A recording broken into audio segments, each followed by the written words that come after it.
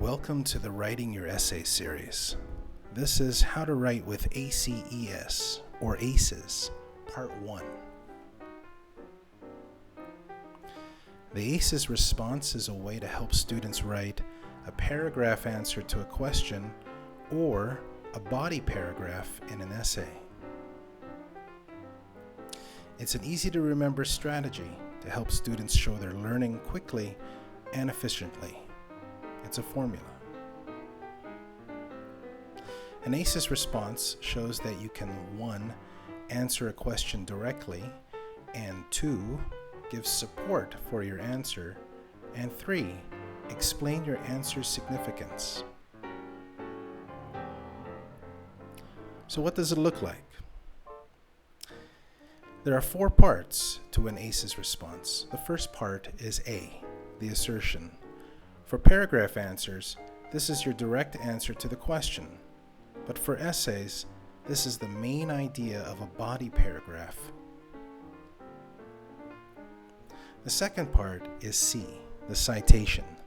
This is the part that supports your assertion with evidence from the readings, graphs, or illustrations. The third part is E, the explanation. This is the part that explains the connection between your citation and your assertion. It makes it clear that you know the answer because of the evidence. The fourth part is S, the shift. For paragraph answers, this is the part that summarizes your response and ends it. For essays, this is the transition to the next paragraph in the essay.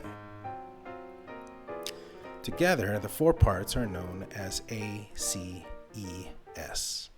or ACES. So let's try building an ACES response. One question I always hear from students is how long should their answer be? With ACES, the answer is pretty simple.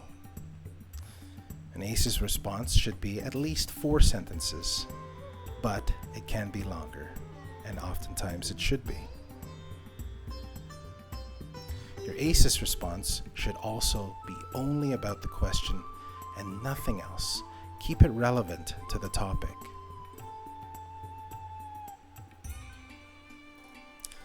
When we look at the ACES structure, we don't always have to use it in that ACE order.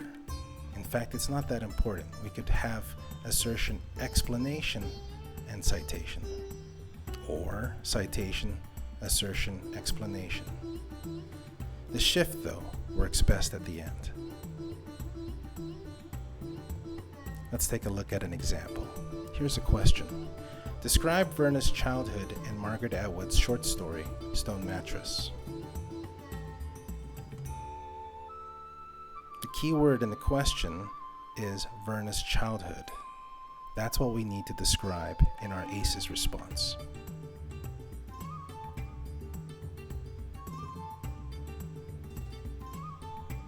Here's our assertion.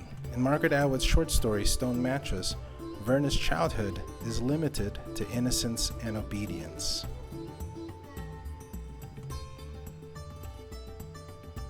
We can see the assertion answers the question, it shows the title and the author, and it uses the keywords, Verna's childhood.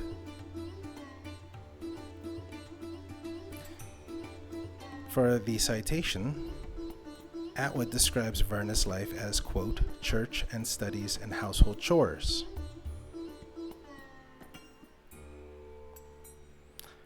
The quote that we chose shows the assertion, but it does not repeat it. We don't use the words innocence and obedience, but instead we illustrate it with a quote from the text. Here's our explanation. At 14 years old, Verna is bookish, submissive, and shy. She lives a sheltered life with few friends and the company of a domineering mother. Here, the explanation connects the citation to the assertion. It also extends the assertion to show significance. we've introduced the concept of the domineering mother in the explanation to add depth to our answer. Last but not least is the shift. Indeed, Verna believes her life to be so worthless that when a popular boy invites her to the winter formal, she is surprised he would, quote, single out insignificant Verna. Now the shift here summarizes the response. It is the end of our answer. You'll notice also that we've added a second quote, because sometimes another quote can help complete the response.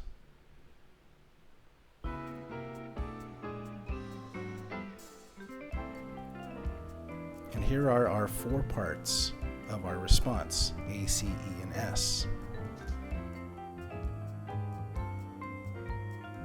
And this is our finished ACEs response.